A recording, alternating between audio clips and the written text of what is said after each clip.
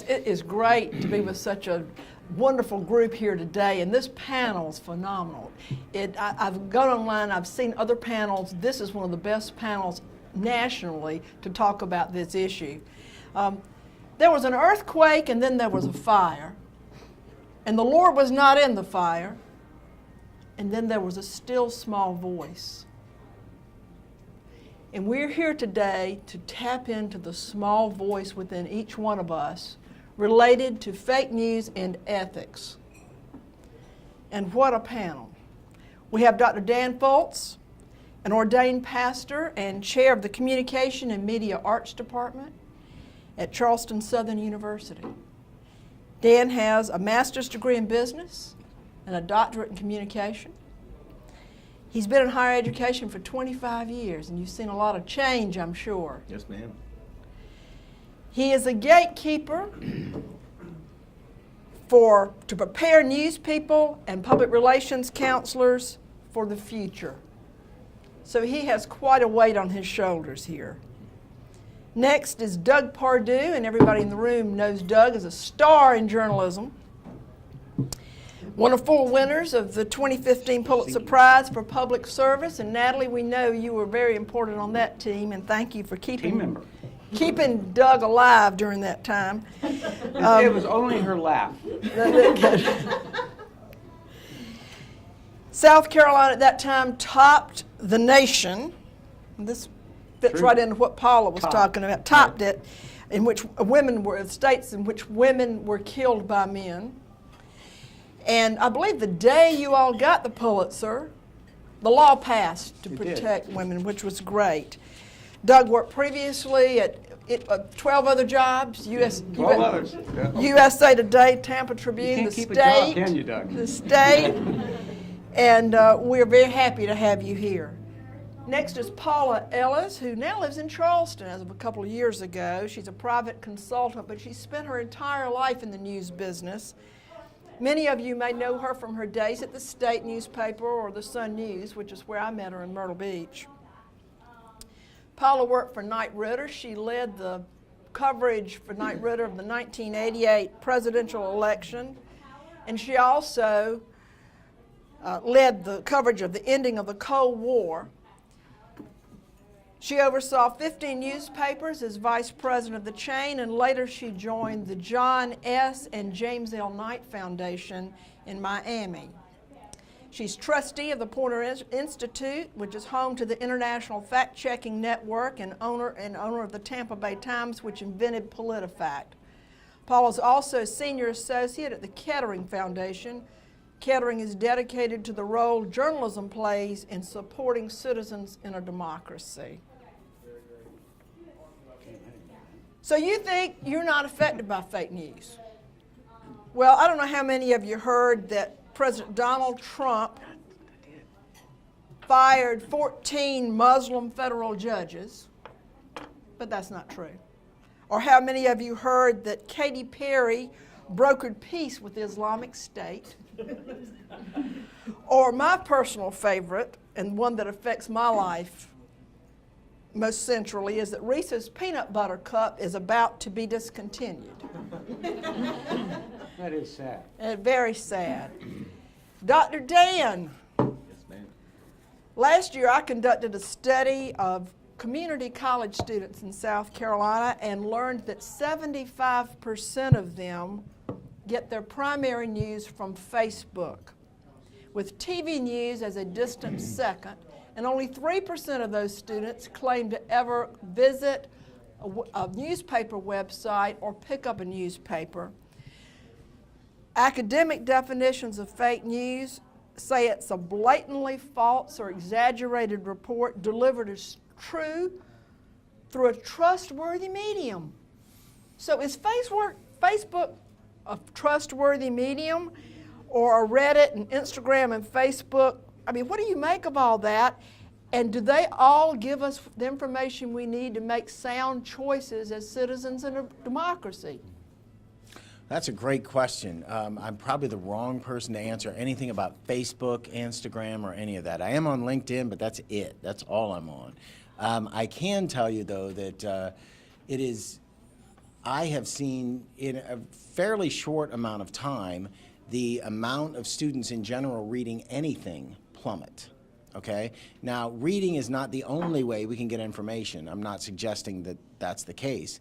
But reading does, what you can do with the written word is vastly different than what you can do with images or sound bites. And I think we all recognize that.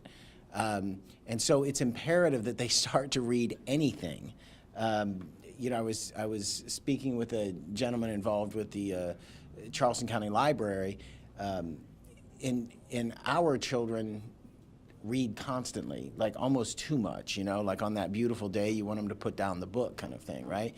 But it is intentional, and it really does, you have to push people to read. But like any other habit, healthy eating or whatever else, exercise, again, I probably shouldn't talk about exercise, but when you develop those good habits, right, they stick with you for a long time. So I do think reading in general is a big issue, let alone trying to find little pieces of sound bites. But I don't want to take too much mic time here, but I think there's an analogy that we see with when we look at, for example, national debt or any sort of personal debt. Nobody did that to us. Over time, we did that. We all play a part in that. And frankly, I see this idea of what's happening with media in general in a similar vein. Like, we all played a part in creating this. And now it's a mess. And now we have huge problems. And so I don't know that it's wise or helpful to point to a younger generation, although it's very tempting to do so, and say, look at what they're doing, right? Like, we all played a part in this. There was a time, as probably most of us remember, when USA Today came out, and it was horrific. People couldn't believe that it was downgraded so much. I would beg my students to read USA Today, right? I would be thrilled if daily they would look at a graph on USA Today, right? So it's sort of a sliding scale, but it didn't start with them. Anyway, I don't know if that's helpful, and there's more I could say about that. But again, I mentioned earlier that I'm used to speaking for about 80 minutes at a time, so I just need to, you know, stop. Be rude and stop me, please.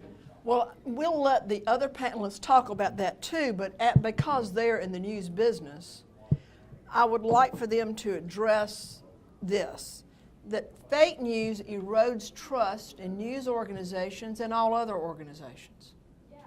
So what do you see that's important for us to know today, and what are we going to do about it? Paula. So thanks for pushing my button, Mary.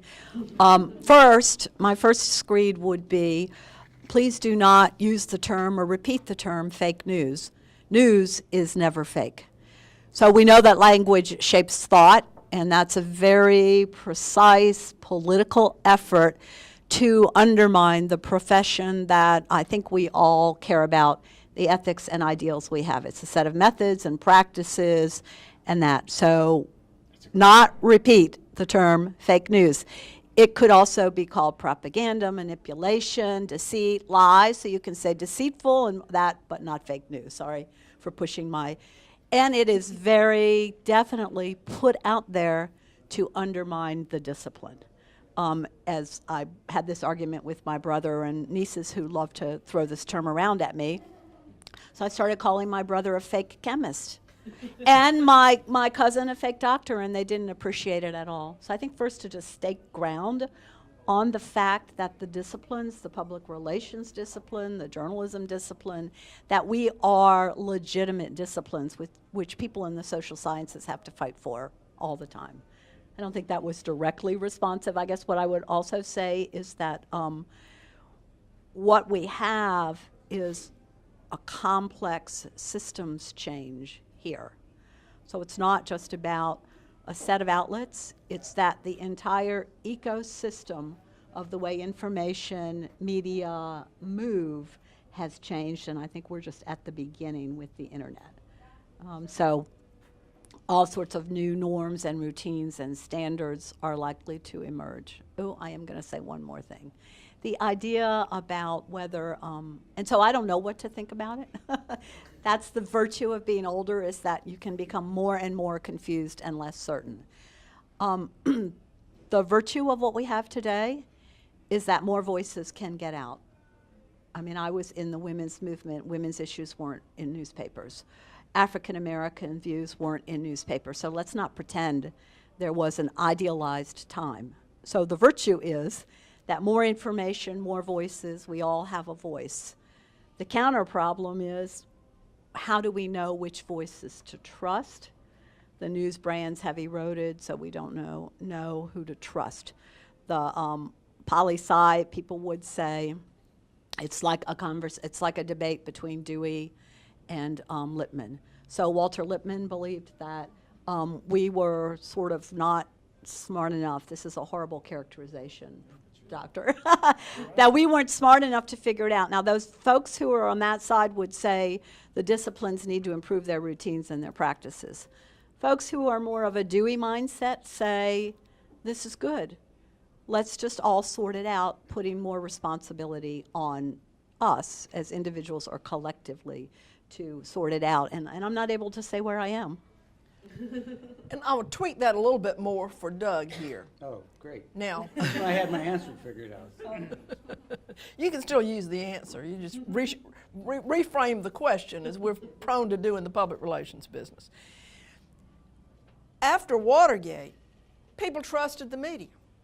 I know because I was drawn into journalism after that, and I worked as a journalist after that. Now, people don't trust the media, so what's changed?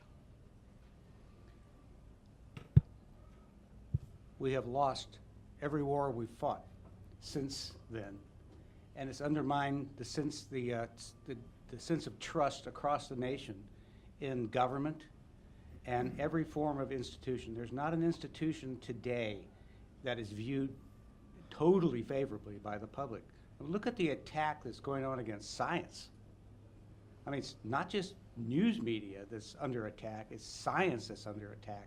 It's all sorts of institutions on which we base our sense of trust and confidence.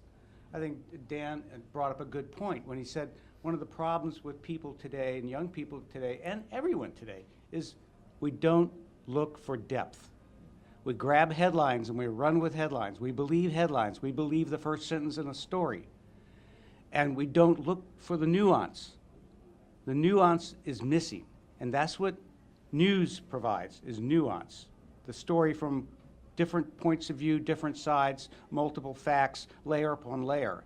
And then Paula raises a great point that we buy into this when we repeat this stuff. Fake news. It's not fake news. It's what she said. It's propaganda or it's lies. And I don't really worry so much about the fake news that's perpetrated that says Reese's Cups are going out of business. That doesn't bother me because, I don't believe most of what I read on Facebook anyway, unless it's from my family. I believe only half of that. And Facebook is great for keeping up with family and friends, but it's not good for much else other than just seeing faces and putting faces to people and information. But what I really worry about more than anything is when institutions lie.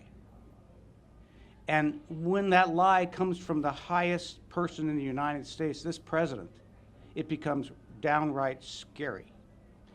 Every single totalitarian government that's ever existed has been based upon perpetuating lies, denigrating other institutions, and controlling the news. It was Hitler who in Mein Kampf referred to what's called the big lie. Now, he was referring to Jews, as a matter of fact, when he did that. But he said, basically what he's saying is you tell the big lie and people believe it. You tell the little lie and they don't. So what's missing when someone tells the big lie? What's missing?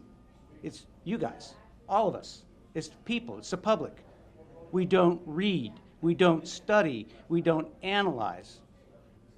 I mean, as an investigative reporter, I take on an issue, one single issue. Why does this state have the highest rate in the nation of men killing women? It took me a year of research, and that's with Natalie's help, and 2 others. And so to get to the bottom of truth is not an easy thing. It's much easier to believe the sky is falling. So we know about the alternative facts at the national level. We hear about that often.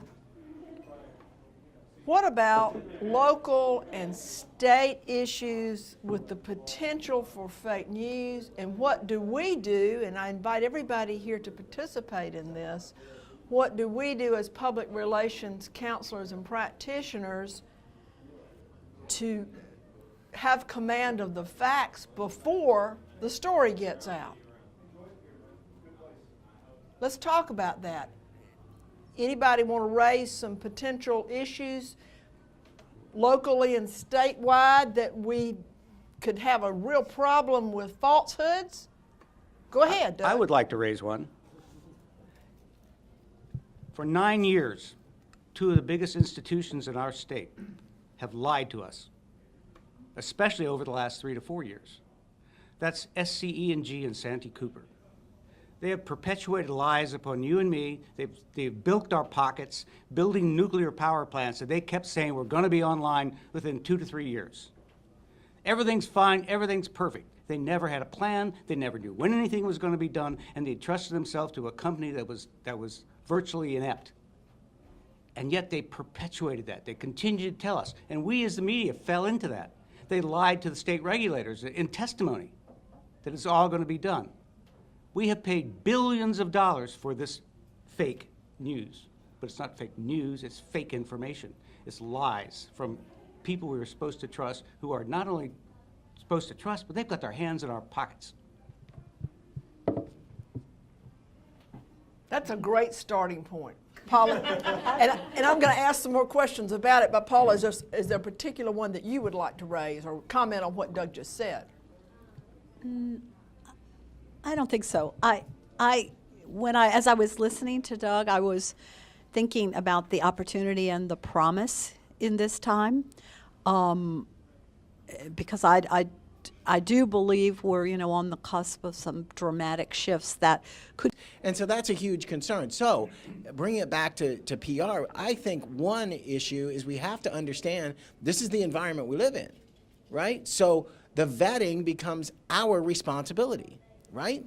The vetting we have to do. We can't rely on the constant flow of information. I think that's at least one thing, and I'll begrudgingly stop. A couple things come to mind. One is, I think for you all to be thinking about how you're layering the information that you share. I mean, I know you probably do think about this with your social media strategies and just the term that comes to mind for me is one I used to use sometimes in disaster reporting, which is just flood the zone. Yeah. So there's a time when you have to hit the external communication with overwhelming force of facts and truth layered by every outlet so that by the time the algorithms and everything, the people, social media are flying it around, that sort of more touches on something true can happen. I'm not a social media expert, but something about layering it and flooding the zone. And that you all always, I'm a big fan of the 4 agreements, and one of them is you are your word. The first one is you are your word, and that's sort of what you say is who you are, and navigating that within your organizations and in the public, I think is a very challenging thing. I guess the other thought I had was constantly coaching the people who you work with, because they probably have a view of these predatory aliens, or whatever information. It scares people. They do feel that if they can just keep things secret, it's safer and they are safer. So being in a continual learning mode and coaching your organization kind of all the time, because when a crisis occurs and it hits the fan, ain't nobody gonna be learning then. So, I mean, I'm trying to get these norms in practice in more everyday kind of modes. Flooding the zone. I remember this well. Back when I worked at the state newspaper, we had a plane crash in Charlotte. in which a bunch of people from Columbia and South Carolina were killed. Some survived, actually. And the newspaper just rushed reporters up there to cover it. And after about a day or so, Paula turned to me and said, "Doug, why isn't your I-team jumping all over this?" Well, I was trying to keep us true to form, working on what we were working and not being drawn away by whatever happened on the daily basis. So I haven't missed a major national story or major breaking story since with an I-team, I have to confess. Well, I accomplished something. You did. You told me quite a few things. Most of it good. Just as a tip from me, I think all of us have had good and bad relationships with the journalists and good and bad relationships with PR people, whom are derisively known as spin doctors. Like fake news. Like spin doctors, fake news, right. I urge every one of you to create a real relationship with at least one reporter that you trust. There's no better way to control your message than to have a reporter that you can talk to honestly. Absolutely. That you can sit down and say, "Doug, you can't say this is coming from me. I can help you figure out where you can get this information. I will point you in the right direction, but this is really screwed up." If somebody, I'm sitting here thinking, if somebody from SCE&G, if somebody from Santee Cooper, if somebody from Bechtel, or someone from Westinghouse had ever bothered to blow the whistle, we would have known 3 years ago that we were throwing money down the hole with these nuclear power plants. So I think if you can build a relationship, that really helps. I had a really pretty close relationship with a guy named Mark Powell, who was the PIO for the Attorney General. In fact, he was the guy who really helped me get on the story about the killing of women by men, till death do us part.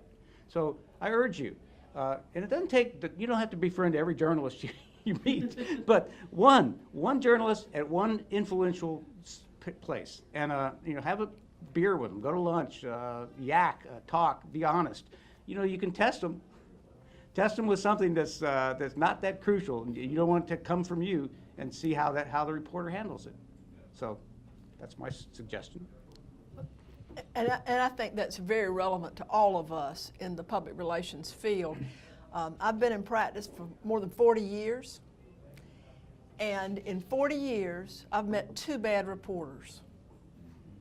One is stuck in a very small market in Tennessee and can't figure out how he can't get out of there.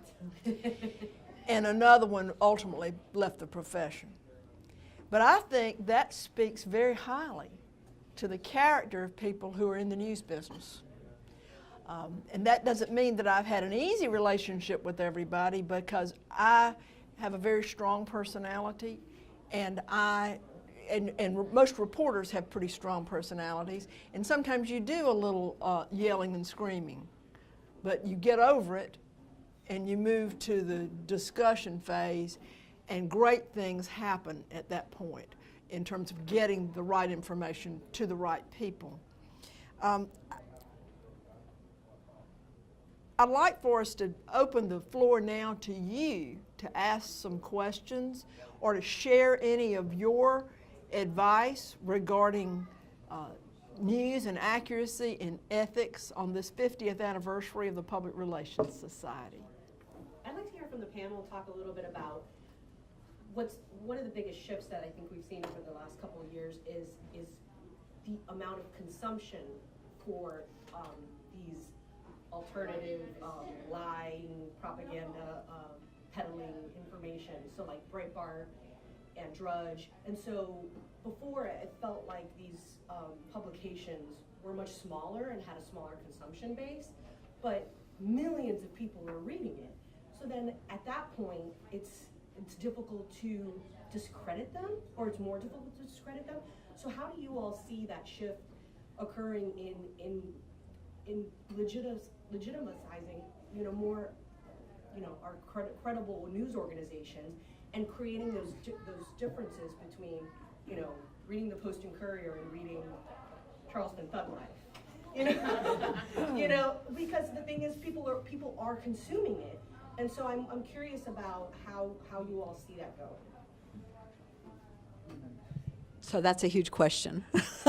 But it's at the heart of all these systems changes that I'm sitting here talking about. So you had cable TV sitting there perfectly positioned for the move from the one-to-many world, the mass world, to the one-to-fewer world, the niche world, and now we have the full explosion of the one-to-one world with the internet. So in the one-to-the-niche, what folks, Roger Ailes, to me, one of the most brilliant people of my lifetime, recognizes white male backlash, creates creates Fox, and so what it is doing is creating a tribal loyalty.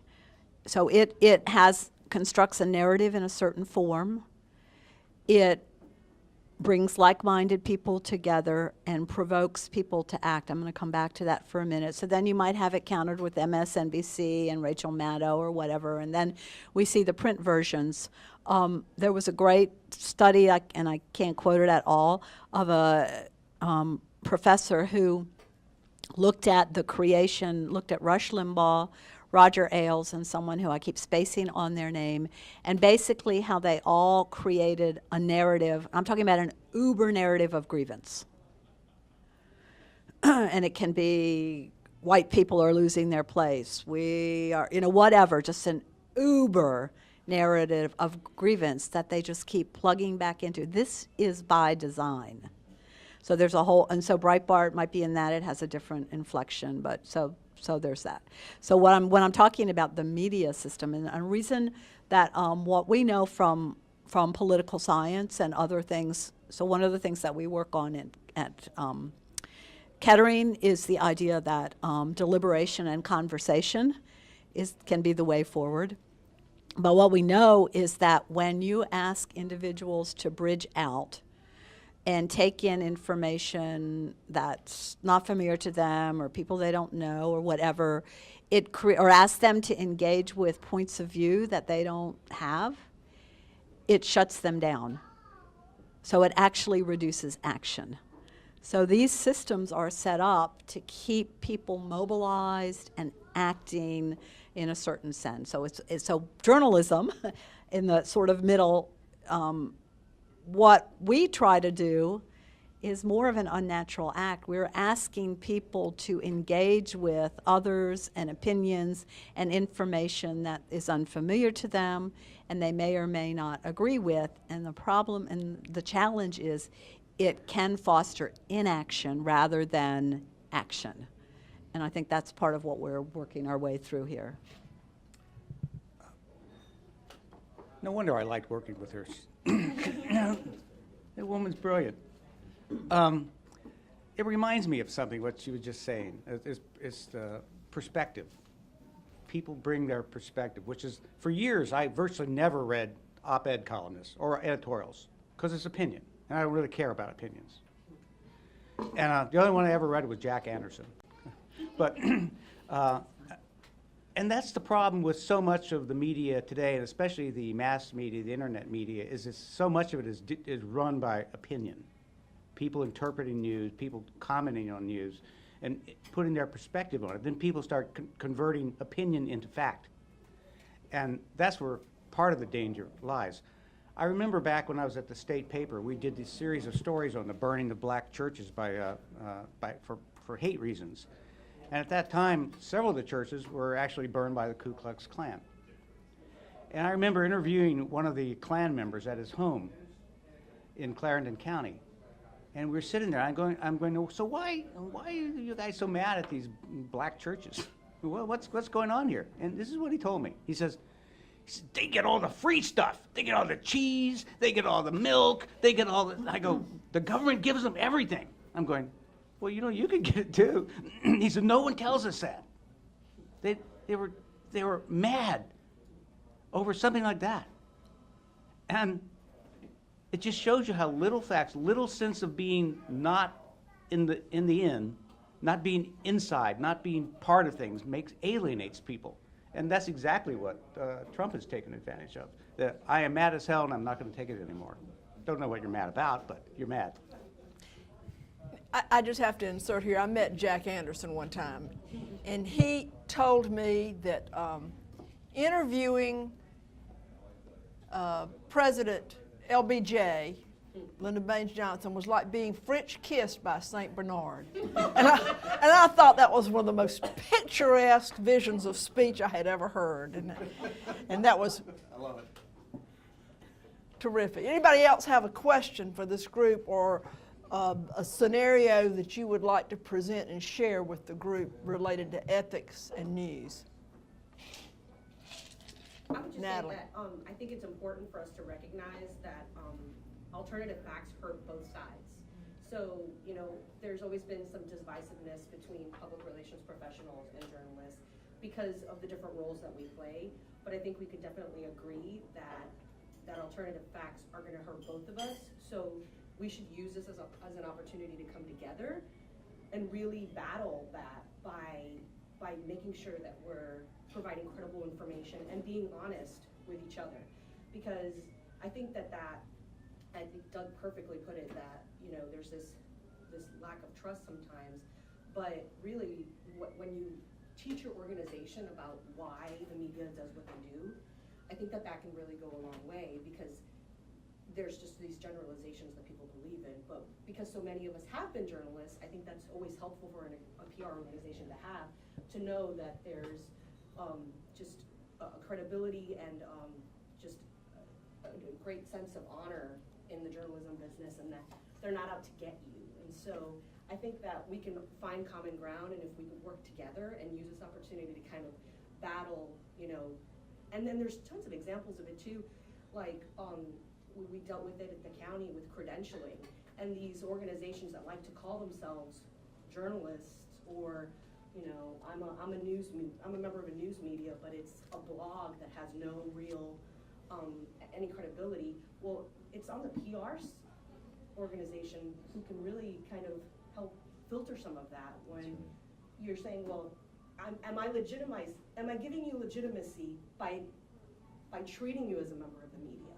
And I think that's huge. And we can be gatekeepers too. So, anyway. You know, one of the things that has bothered me at times is when the PR people turn hostile. And Only with you, Doug. only with me. Please never turn hostile. And this actually happened last year with the MUSC. Lauren Saucer, our medical reporter at the Post and Courier, and I did a story about excessive spending by the board of trustees. You know, on the public dollar, they would go out and buy $120 bottles of Barolo wine and have dinner and wine and dine themselves and their wives and girlfriends and whatever else they were wining and dining. And the MUSC got hostile. They started withholding information. They started requiring us whenever piece of information we wanted, we had to submit an FOIA, and then they would drag the FOIA out for as long as they possibly could. And that is really just bore us down, and we just got even more information on them. So I urge you to remain, don't take it personally. You know, it's information. If the Board of Trustees is overspending, the Board of Trustees is overspending. Not your fault. And so. And you really don't ever want to say, you'll never find it out. Because I remember I was a young reporter and someone in the banking business said that to me, and I'm like, game on. And then I went and ranked all the banks in the territory and was warned about runs on banks and everything, but you just never want to say, you can't find that out. Because there's always a way. Well, I think it's also incumbent upon us as public relations counselors to, there's a law if you're working with a public entity about FOIA. I pay it no attention, because if I can get you that information, you're a reporter, I'm going to get it to you that day. And you're not going to pay for the record that I give to you. It's in the public interest for you to have it.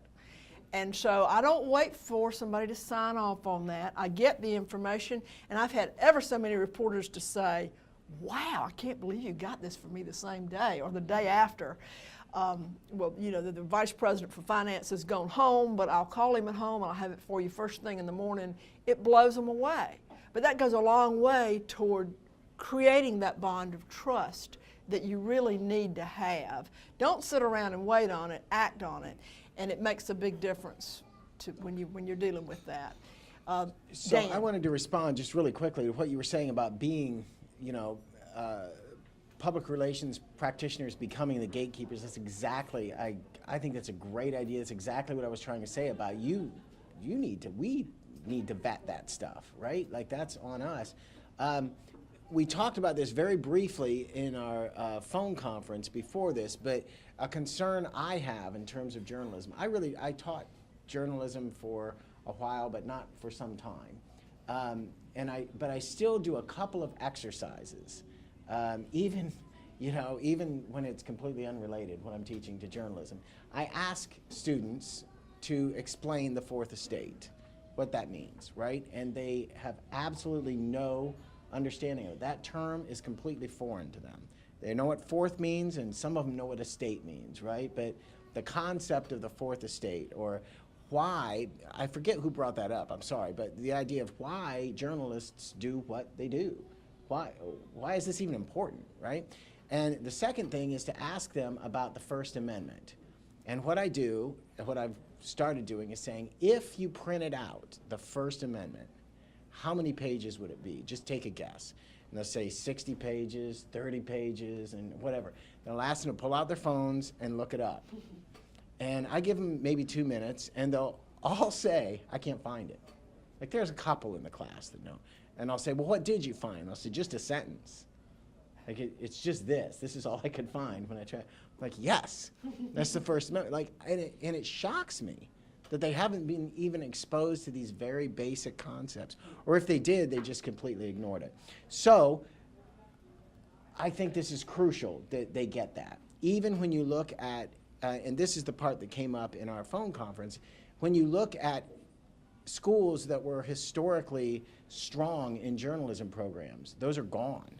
And some that remain, if you actually look at the curriculum, they essentially have what I would consider to be a journalism minor that's called a major, because what the content of the course really isn't about journalism. So that's very troubling. So again, that comes on us. Why did this happen? And I think it's a cultural issue as much as it is the media or whatever.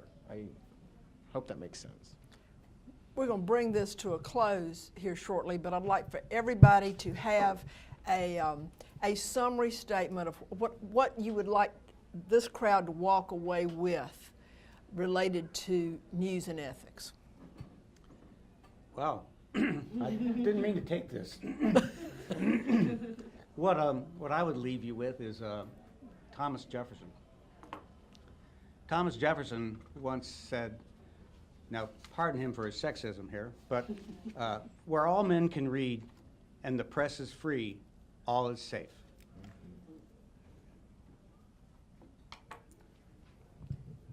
Yowza. I want to go back to this earlier discussion about fact. And all of us sort of take a vow that facts actually do exist and that facts matter.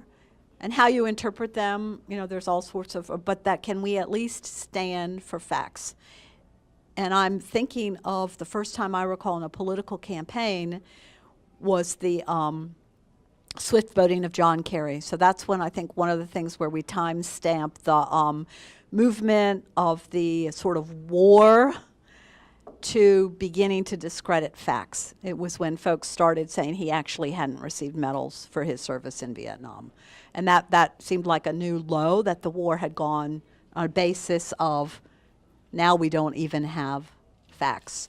So I think standing for facts, and to do that would be, I was reminded of an article I just read in the New York Times that was great. And so they had a couple of guidelines of limit arguments that support misinformation. So don't repeat misinformation, because you know that's what sticks. That's why people keep saying it over and over. So don't repeat misinformation when you're talking about something. So limit that.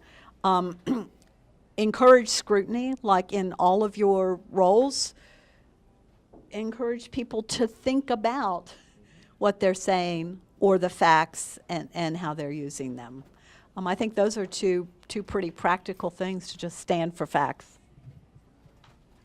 Those are great. Actually, the one thing I was going to say is read. Just read.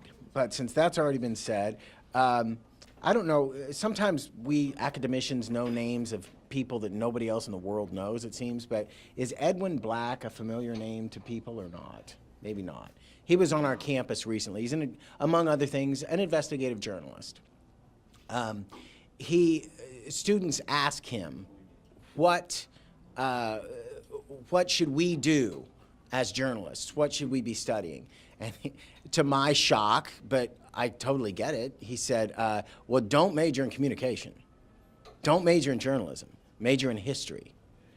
And that is shocking, and still even to say it. Like, I have his direct quote. I wrote it down, right? And I asked him if I could quote him. He said, yes, right? But there's a lot to that. If we don't understand, and I'm not an historian, but I do understand what he means. There's a depth of history, and when we understand that, we understand a lot more about what's going on. And, of course, that comes full circle to reading. And that brings us back to the still small voice that you will hear every day as you interact with your board chairs and CEOs, as you work with reporters and editors, and as you represent your organizations in your community. I'd like to thank each of you for doing a wonderful job in talking about the issues that matter for our future and the ethics and the news business. And I would encourage you all to keep the discussion going even after Chris closes us off.